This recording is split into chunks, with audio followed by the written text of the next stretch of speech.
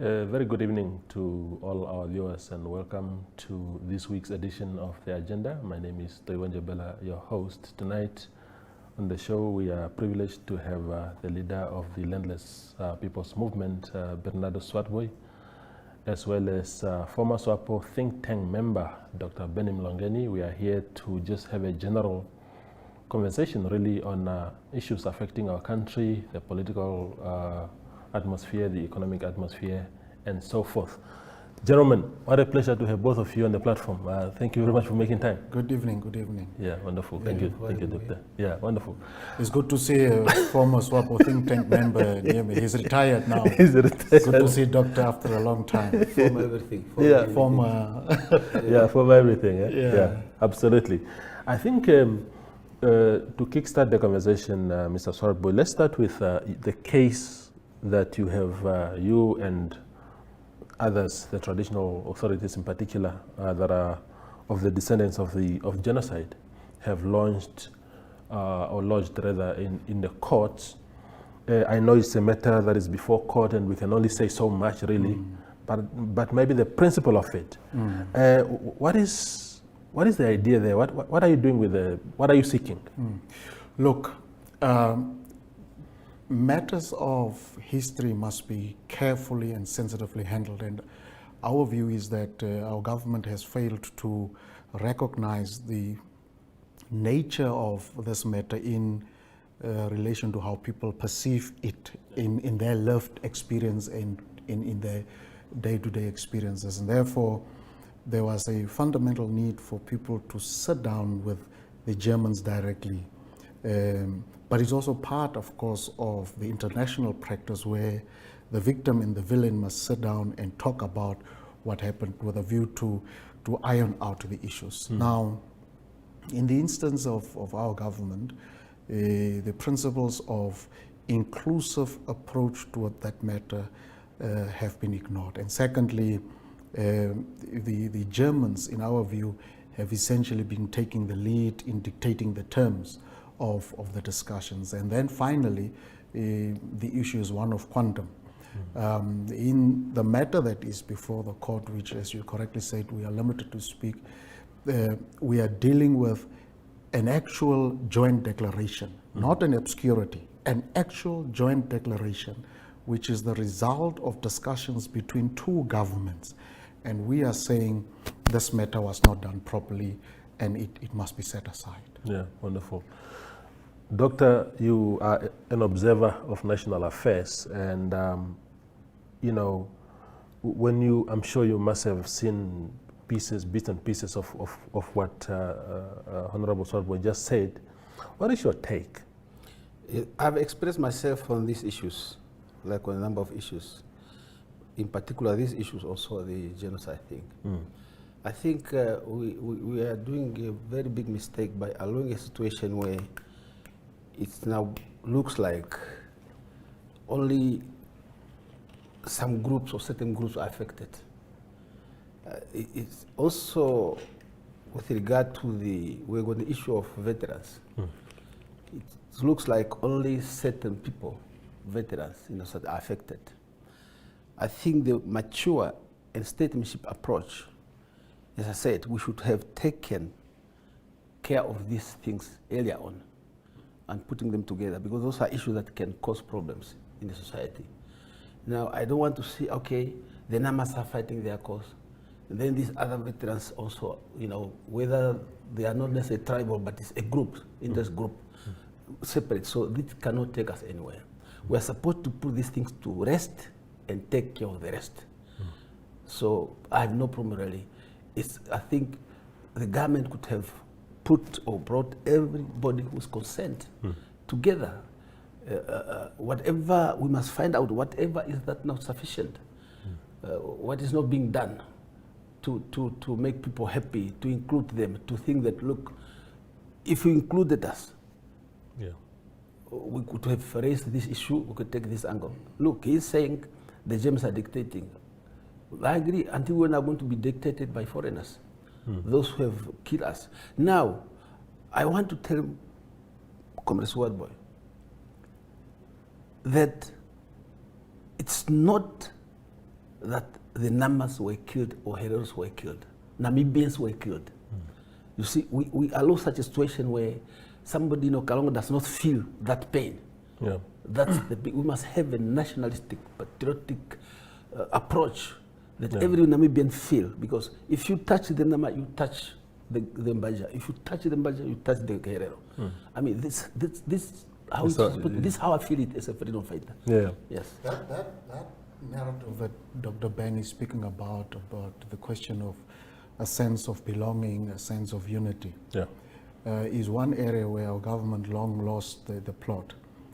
He's correct to say, in respect of the veterans question, that only certain groups of veterans were given a significant portion. Yeah. Of course, there are those veterans that are still left out or are not still sufficiently catered for. Yeah. Now, when I was governor, we had a major problem with people from that part of the country. Yeah. Let's say, but I was involved to this extent and in this manner. There were veterans from the Kunene and Ojotonjupa calling and say, but colleagues, this other colleague that is recognized in Oshana, him and I were in the trenches together. Yeah. How come he or she is recognized and how come I am not recognized? And this is where we have to, as leaders and as citizens, people like yourself who are influencers, have to think carefully about where we want to take this country and what type of country we want to leave for our children. Recently, one of our colleagues, Henny Sebeb, who's the deputy leader, visited Rwanda. And I had a sit down with him to understand what is the fuss about Rwanda. Yeah. And one of the things he says is, look, after the genocide of 94, Kagame came and he said, colleagues, don't talk politics to me. Yeah. Don't talk tribalism to me. You don't talk about Hutus, you don't talk about Tutsis, you talk about Rwandans. And people began to have a sense of common and equal belonging. Yeah. Now, to get back to the question in that context of the Nama and the Ovaherero that have been at the forefront of the genocide drive because of a genocide extermination order, is that when institutions of state that are there to provide leadership and to lead everybody with the same tenderness, with the same even-handedness, when those institutions begin to sort of undermine that very sense of your sense of belonging, you have instances where people end up going into identities to therefore stage their concerns. Of course, the extermination orders were not just given for the Namas and Hereros. In 1911, it was issued against the San communities, particularly the Hingom communities, so that any Hingom that should be seen around Ochivarongo, Otavi, Grootfontein, Tsumeb area should be exterminated on the spot. These are realities of history. But this government has consistently ignored the plea for a united approach in this matter. And when, at the end of the day, you take care of veterans, dealing with a certain aspect of the past, which is correct, but another aspect of the past you deal with differently and insensitively, it becomes a concern. And that is how you divide society. And it's actually painful that many of these communities that are now in court are the ones that sacrificed to bring about the current Swapo party into power. People were united, people had one aim, one agenda. Eventually, after independence, this unity began to fluctuate, and today we are a country more divided in areas and in ways that we shouldn't be divided on. And it's actually very sad that we have to have this type of approach. And what is nonetheless important is that a case like this begins to send a very strong message to those that colonized African countries to say, we are willing to take you on in our own jurisdictions, because instead of engaging in process of reparations and restorative justice, the erstwhile colonialists began to capture us with development aid so that we forget about or minimize our concerns around historic injustices. And so this is a matter of historic injustices that must be corrected. Yeah. But there is still room for this government to say, as brothers and sisters, let us sit, let us talk. When, and this is my final point on this issue, when we were with the parliamentary committees going around talking about the Genocide Remembrance Day, yeah, you could see the division in this country. You go to areas where predominantly over Herero or Nama, the community meetings will be full to capacity. You go to the northern parts of the country, it's empty. Yeah. Why is that? Something went wrong in how we conversed with ourselves as a country. That's my problem. Yes. Absolutely. That's my problem, yes. Toivo. Sorry to just jump in. Yeah.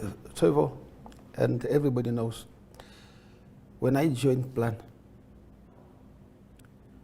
of course I heard about Hosea Kutako when I was in secondary school, by those people attending OPA meetings, so praised, so appreciated by one of my relatives.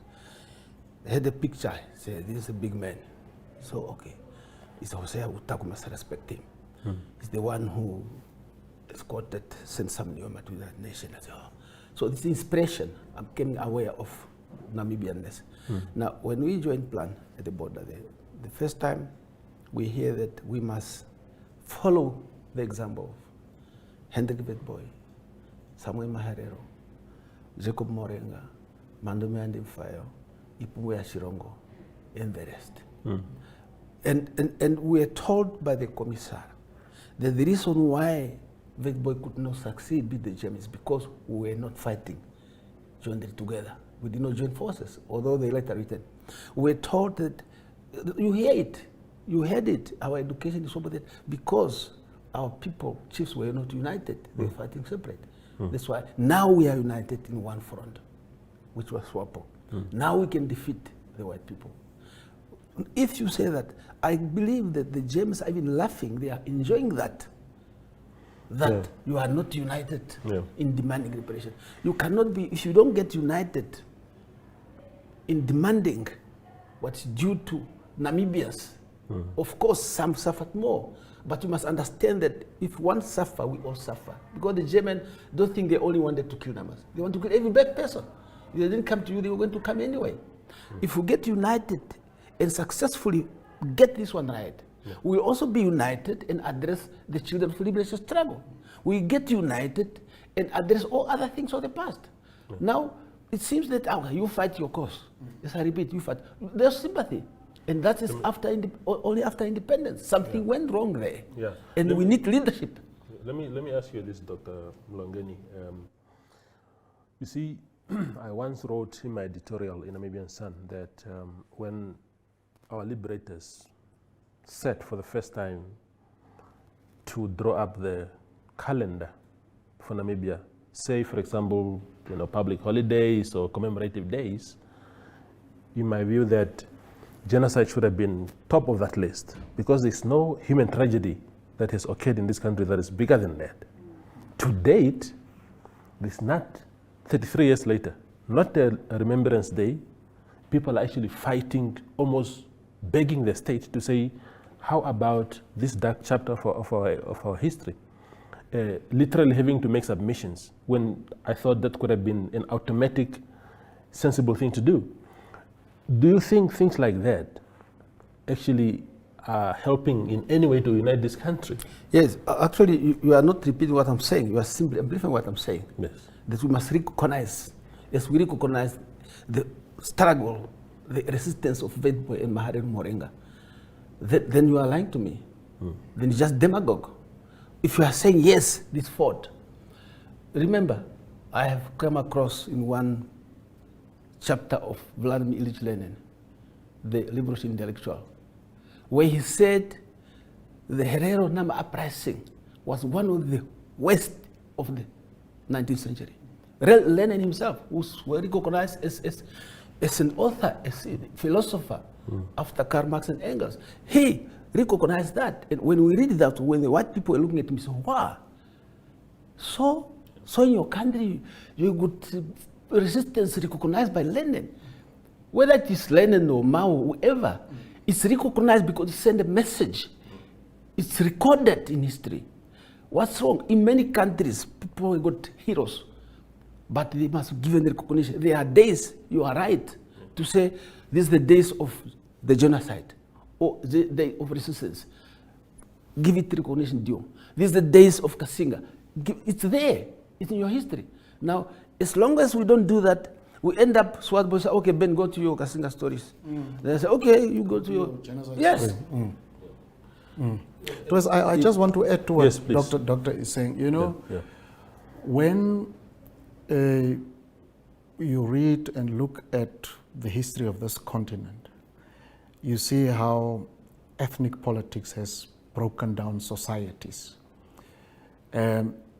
I thought when we were still young men and women in the Swapo party that those mistakes will not be repeated. We thought we are in this party for building a better country. And then we eventually left. The evidences of why we left, the deep imprint within the current government of an ethnocentric politics is very real and very sad. Just a month ago, 15,000 people from one language group were transported with buses to Ludritz in preparation for the green hydrogen project.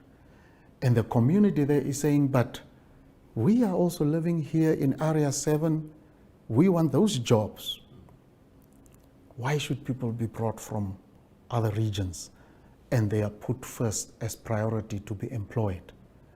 And we sent our people to go and verify, and they found these people. The mayor of Ludritz was also complaining that, where do I house these people? Yeah. Where do I give them water? Where will they get food from? How do they live?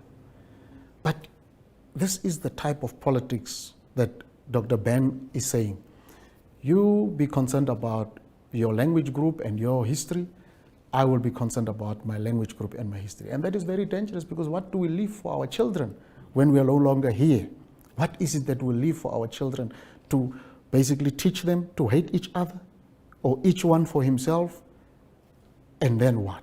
And so the responsibility we have in the least, and that is why we thought, let's go to court, is not to further antagonize each other, but to test questions of restorative justice and the principles enshrined in the Namibian Constitution, the values thereof, to test those in our domestic jurisdiction, so that we can see whether our jurisdiction is able to stand up to the challenges of validating our Constitution. Remember, the people that we are taking to task as respondents are very senior people.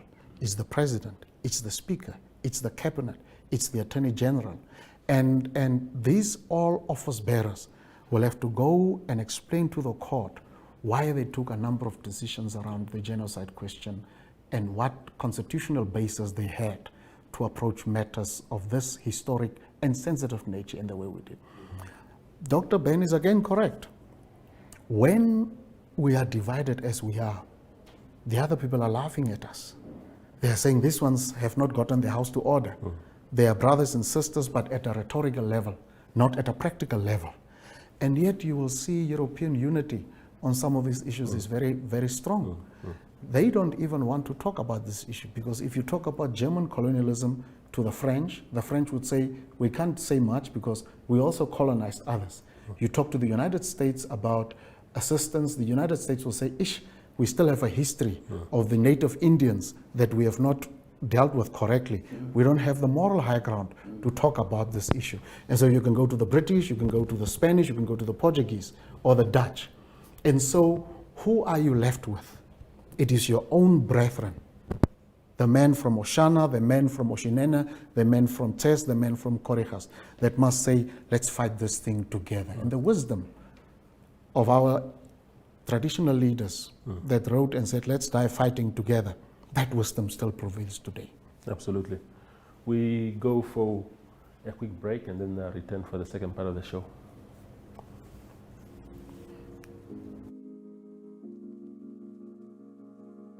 Chill Sessions is an entertainment show bringing the latest hits, fashion, and entertainment news.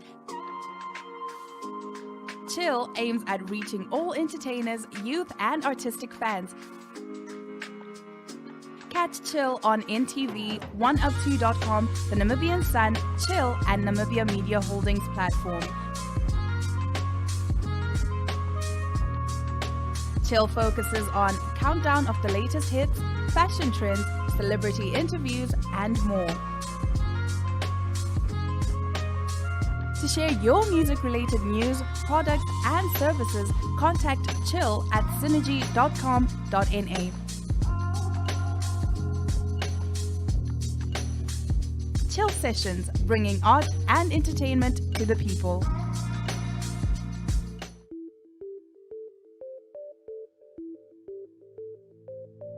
NMH Ad 1 brings you news from all across Namibia.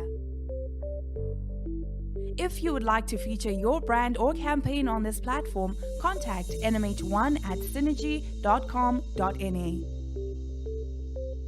NMH Ad 1, your lunchtime news companion.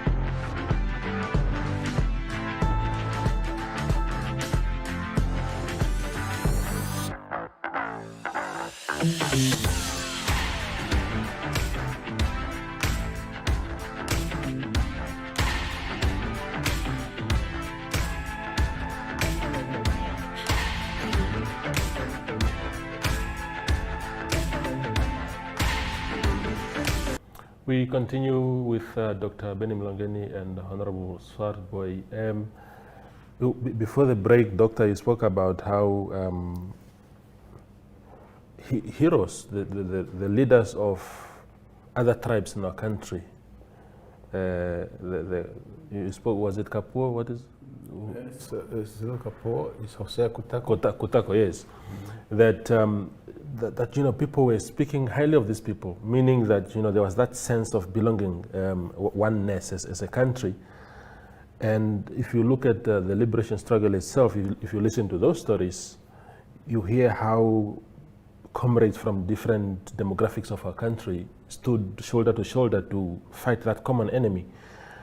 But as soon as we became independent, somehow we just started gradually disintegrating. How did that happen? Yes, as I said, I think even after independence, in all of our speeches and storytelling and celebrations, even Swapo, our party, particularly Semnioma, I don't hear much from others. I give you my own example. Just last month, I prepared the history of a heroine who was, honored with state funeral. Yeah. She fought with plant fighters, but then because I was taught that we got inspiration from those forefathers, and always I start with Hendrik Witbooi, Samuel Maharero, Jacob Morenga, Chamwaha, Mandume, and Ipumbu Shirongo. And I'm also teaching at Pat School, and I included that one in curriculum. the early resistance or anti-colonial resistance. We start with those. And I tell you, as a young man in plan, I thought I was strong because I have that Hendrik Witbooi in me. That's what I was told. I have that Chama in me. Let's fight like those. But the funny thing is that now we're blaming or the failure or the defeat by the colonialists of those years to disunity. But it looks like they were more united. It's only that conditions were different. We are more educated. We got degrees. We have traveled. We have seen the formation of nations. But even to start with as early as the time of Young Afrikaner. And I come across the stories when he was, he called all other chiefs together or kings together, and he established an assembly, an annual assembly where they can come and talk. And also had an agreement that no one in your own tribal kingdom should to allow or give land for exploration to the British or to any foreigners without agreement with other chiefs. To me, as a political historian, a political scientist, I know, as John, I could see these are a signs of the formation of state. Because they've agreed on a number of things, I cannot go through them now, that annually we come together and discuss that and discuss that. And they were even discussing part. And there's one now I have added through my research, Chanika Shanashirmo from Manganjera. He attacked Okakweo because he wanted to support his brothers, the Namas and the Hereros. The Hariyambingana came here. So those are the inspiration that we have. And they should continue. Now, as Honorable said, look, the Germans, they will not support you. They will not move because they enjoy your divisions. They can even ferment further divisions. That's what we are saying, divide and rule. We're blaming everything, all the evil, when apartheid was dividing us. But now we are dividing ourselves. Africans do not learn. And that's my biggest problem I have. Yeah. We learn a lesson, which means we cannot learn a lesson, Bernadus Swartbooi. Politicians, we must learn a lesson. We cannot continue blaming South African apartheid. We must take bold decision and preach unity, unity. That's what we want.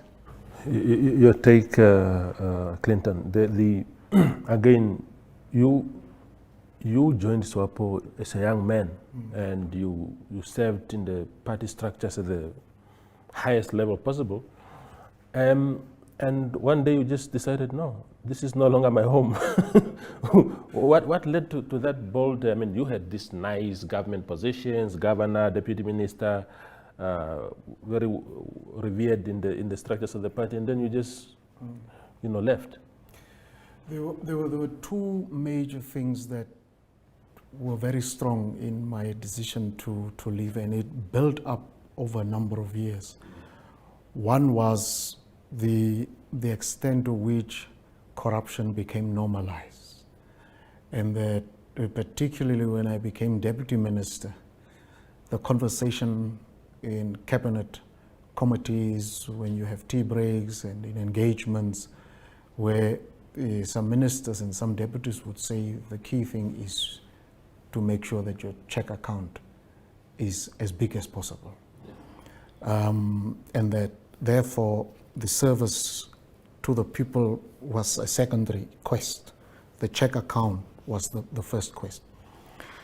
The second one twist was that even when unspoken, you were made to feel that you're a secondary member of Swapo.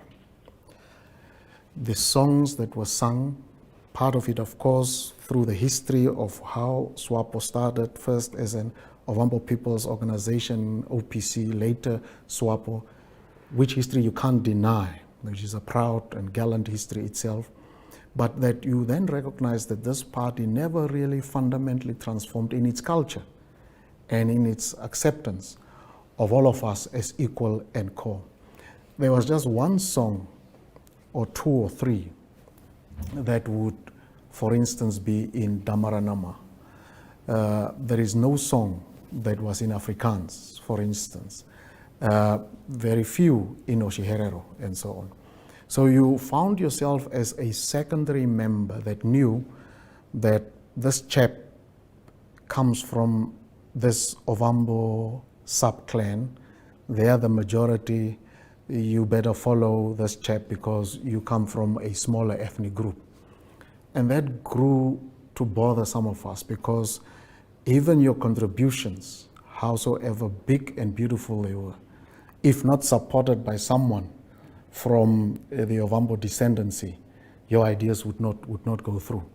So you had to confront yourself and say, do I really belong here? Is my identity a problem here? Or does it only make me qualify to a certain degree whereafter I need now to change and transform myself fundamentally, psychologically, and therefore become subsumed in a different ethnic culture, including learning that language because I'm from a minority group, so that I can get acceptance. And you can see that politics still happening where colleagues from, in many instances, the non-Oshiwambo groups would merely want to talk about the history that the colleagues from the Oshiwambo descendancy of Namibians want to talk about. Because if they have to talk about issues in Tses or issues in Bersheba or issues in Sesfontein, we say, but colleague, let us not be tribalist, let us be nationalist. And when we engage these issues, realize that if you make any endeavor, and in that endeavor of yours, you do not have Oshiwambo-speaking people, somebody sees it as not being nationalistic. And that has been the problem that I have in the genocide struggle also. Because it's Ovaherero, Nama, Damara, and San affected in the greatest proportion possible, to the point of complete decimation. Other communities feel because their names are not heard there, they can't support. Only when they are acknowledged in a proportion that satisfies them can they be part of supporting this quest. And this is what I experienced with the Genocide Memorial conversations in the North, where some of the colleagues just say in the public meetings, these things are not important, there are more important things. But if I had said that about Kasinga Day in a meeting in the North, people would have been offended. But it was okay to offend others with words that are very brutal, to say, people were killed, so what? It's fine, that's long gone, we must move on. That was very painful, but these are the realities. So when we left Swapo, we did so with meaning and intent to build a new structure, a new platform that would not be ethnocentric in its posture, but would not deny the truth about history of all other persons, whether they are Tswanas, whether they are people of mixed race, whether they are people from the Ovaherero community. That's why, as a political party, we are comfortable to be part of an application that speaks to the concerns, in this instance, of Ovaherero and Nama, because we don't see ourselves from an ethnocentric perspective to get involved in that matter, but from the principle of restorative justice to support. In fact, had the communities that are now with us as co-applicants been different, had they been Silosi or had they been Kavango, we would probably also have been part of such an application because of the principle that is contained in this issue. Yeah. Doctor, you have served in the think tank of Swapo. What used to be the nature of these conversations, especially in terms of transformations and inclusiveness? Because again, he rightly acknowledged that, the party started from that Ovambo background, but eventually it became, at least on paper, a national movement. How did you guys discuss issues related to making sure that everybody felt at home? Not only on paper, it really became a national movement. And of course, I don't want to counter what Honorable is saying. You must counter him. No, it's actually unfair and insensitive, even if you don't disagree with certain things, to kind of ignore the issues that he raised, because if I didn't see them, does not mean they don't exist, or I do not even perceive them that way. For example, I could have said, look, you even became a deputy minister, which some from the minority group did not come. You elevated, but still, that does not remove. Where does the power lie to distribute resources fairly and equitably? Yeah. Whether you're a deputy minister or finance coming from this or that ethnic group, or whether you are a minister of fisheries from a mixed race community, where does the real power lie? And this is really the question that we must unpack, because if colleagues travel for a weekend to the north with black Mercedes-Benzes, discussions would be held up in the north. Those discussions become government policy Sunday, Monday morning. So you can have how many ministers mixed race? I understand what Dr. Ben is saying. Of course, politics also deals with images. There is this inclusive perspective. You see, everyone is there. That is true. But where the real power lies to influence decisions and to influence the share of who gets what, where, and how much, that is where also the fundamental problems became very real. If you today look at our government, they gave 72 million to the flood victims in the north to help our compatriots in the north. Very bad floods, Efunja, of course. There are reasons why the floods are like that, and we have to be sensitive. We thank our government that they really acted under very difficult circumstances indeed to help our colleagues in comparison. And if there was more money, as Honorable Utoni Nyoma said, more should have been given. That we are in solidarity with. Reverse back to last year, when there were massive fires in the Rehoboth area, and then in the Arwap Quest area and Karasburg area, not a single cent was given to those farmers and those communities who suffered. A statement. There was just a statement. There was just a statement, but no single support for the damages they suffered. In fact, so bad was the government response that people had to go and do fundraising on their own to sort of get back on their feet again. Some of them were paid out by insurance, but most of them have until today to fend for themselves. Yeah. Why is that? Similar circumstances in which devastation occurs, but different responses. And you can say, well, in this instance, there is a head of state who speaks a different language, but where is the real power in terms of taking decisions? Where does it lie? You have the procurement board. They have now mixed it, the board, with few other people. There is a Kavatene who's the chairperson.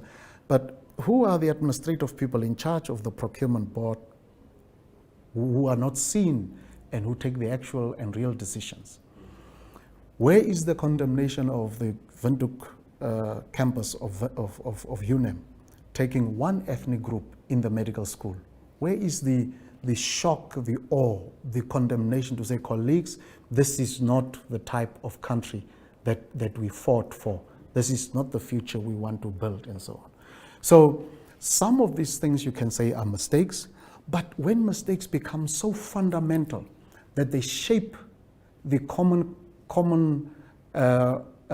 administration of the state, such that your state institutions themselves are now the fundamental sponsors of ethnocentric approach to things, becomes problematic. It really becomes problematic. And you just get worried about where is this country going. You look at, and I had conversations with some of the young people at the prisons, the new recruitments now. I was with some of them that say, but that cuckoo, that auntie, that man, that one, they couldn't even run. In the exams that we wrote, they got zeros. How is it that they are now prison wardens in the government system?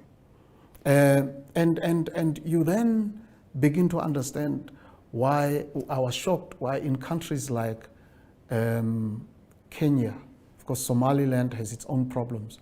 But in a country like Nigeria, where Boko Haram would have such strong support, where the Islamic State would have such strong support, because gradually people begin to lose their identity in relation to the state and begin to retreat into other ways to undermine that statehood because it does not serve you as a person. Right now we have oil discoveries. Yes, another political party has won other than Swapo. LPM has won that area, but the central government is refusing to talk to us about the oil, to say, colleagues, what should we be doing? Where can we put hands together, government to government? One is a central government, the other is a regional government, the other is a local government. Why is that? And then you keep on undermining each other. Instead of governing, instead of working together, you keep on undermining each other about who is doing better, who is not doing better, and so on. So the concern about our statehood choice, from the position where we are as a party that is governing two regions, as a party that has been exposed to a local and regional government and to National Assembly, you get more and more worried. I must also hasten to say that not everybody in Swapo is bad. Not every apple bag, because few apples are rotten, has all apples that are bad. There are colleagues that are concerned in the ruling party about the direction of this country, just as we are concerned. And we converse, we engage, and we have a common denominator called Namibia that we must all stand up and protect and fight for. It's not happening. In your budget alignment, it's not happening. We are repeating the disbursements of amounts without affecting structural changes. I thought that given post-COVID challenges, this year we'll have bigger investment in agriculture so that we can create jobs instantly almost through agriculture. All that we have for the development budget is a 4.2 billion. After you build the roads, that money is gone. These are real concerns that we have, and we've got to protect the stability of this state. All of us, we have to protect the stability. The way it's going, I get more worried. 117 computers get taken, not stolen, get taken from the Electoral Commission. There's no break-in. The chairperson tells us there's no break-in. But this is a problem here, 117 laptops. Nobody has been fired, nobody has been disciplined. It's our statehood. It's the sacrifices that people like Dr. Ben made and many others that are not here today that go to waste because we are not serious about maintaining discipline. That's very important in society, discipline. And that's why Gertjie Witbooi and those types of people in politics cannot have space because discipline is fundamental. The Chinese, they are very careful about repeating the mistakes, opium and all these things, because when discipline broke in their ranks, that's how they were colonized. We have to have discipline. Political leaders, administrators, activists, business leaders, because we need to build our society. Absolutely. Yeah, so this in a situation like that, you would want now to run to the south and appease the electorate there. No, doctor, you quietly advise. I said, I want to appeal to. You know that I told one politician that Jesus' example is that he abandoned the whole crow of sheep and go and look for the one that is lost, one only. So in that analogy then, we're supposed to go to the south, where people have abandoned. So it's a issue of judgment. Twice I just want to come on Doctor making it seem very obvious that Swapo will win.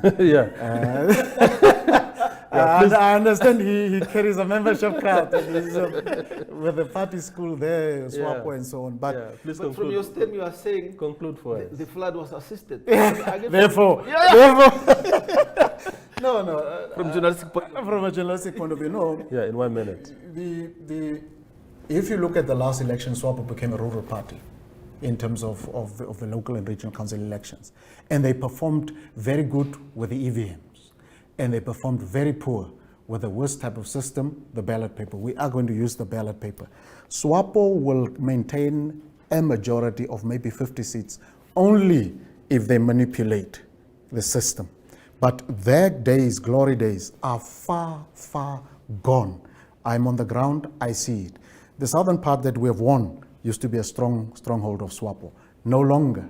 We are penetrating in areas where Swapo used to be strong. It no more is stable. In fact, we even have our well-functioning officers in the north that are recruiting people every day. So it is not absolutely sure that Swapo will win unless the 117 computers saga can maybe help them. But politics has changed, dimensions have changed, and the messaging has changed. I see that there is also pressure on opposition parties to do more, which is good and well, but it has also opened up space for democracy and for people to really debate things. So I think 2024 will be a very contested year. I think the country must be given to a different generation of leaders, not to the generation of Netumbo. We have tried the generation of Sam Nujoma. Sam Nujoma was actually very young when he came in compared to Hage Geingob or compared to Bohamba. We gave that generation a chance again of Hage Geingob, of Bohamba. Not much moved with Bohamba, infrastructure here and there, roads in particular, dams and so on, housing under Bohamba. Under Geingob, a whole different story, perhaps because the economy was absorbed a lot by what Bohamba them did and so on. Netumbo, I don't think she can carry the hopes and aspirations of the majority of Namibians, whichever region they come from. These people have been around. There is nothing new that they can give. And when you look at the ANC, how they are disintegrating, it's the same level of disintegration of these old former liberation movements. When you look at ZANU-PF, how they are disintegrating. Or when you look at Zambia, how the changes have occurred in Zambia. When you look at how UNITA has grown, in fact, that the results may have been tempered with and so on. There is a change in terms of how young people are perceiving their current conditions and their reality. And I just pray for peace and stability as we go into the next elections. But it's very exciting. And I know Dr. Ben and I will be contesting on opposite sides. And yes, my colleagues here, Honorable, is talking about generations. But I'm not really strongly believe that generation make it different. AGS, in terms of energy, new ideas maybe, but it's all about leadership. Oh, that's what Swapo doesn't have. So Doctor is admitting. We don't have it. That's exactly what it's Swapo not about Swapo, lacks. we don't have it. Both sides, it take two to tango. No. So fine. 33 years. No, we are providing that fine, leadership. Fine. Whether he's in Swapo or somewhere else, he's just a human being. Yeah. Africa does not have that leadership. So Swapo is not ruling as somewhere. ANC you mentioned does not have Swapo. It's Africa doesn't have that leadership. If we have tackled to the issue of the genocide together, as Swapo, my beloved young men could not have left. If we tackled the veteran issues and the youth issues, none of those things. None of those things. You agree with me? It's leadership. It's leadership which is required. When I mean leadership in every aspect. That's all. Yeah. And Swapo has been at the helm of all of it. Yeah. So when Doctor says there is a lack of leadership, he must point it to the party that he comes to. That's not politicking. Yeah. I'm not pointing. I'm saying Africa doesn't have leadership. No, I disagree. Okay. Africa has leadership, but the old refuse to go, and the young ones go on. No, we want to get a chance now. Or they are fleeing, going to exile, because the old that have no ideas cling to power regardless of what happens to society. Yeah. But thank you, Dr. Ben, for acknowledging what we've always been saying, that your party doesn't have leadership. Okay. My leadership. Thank you, Mr. Swartbooi, for coming through. Thank you. This is very important. Thank you for making time, both of you. I really appreciate it. That was tonight's show. I thought it was very, very good in terms of the views expressed by the two guests tonight. Thank you for watching and have a blessed week ahead.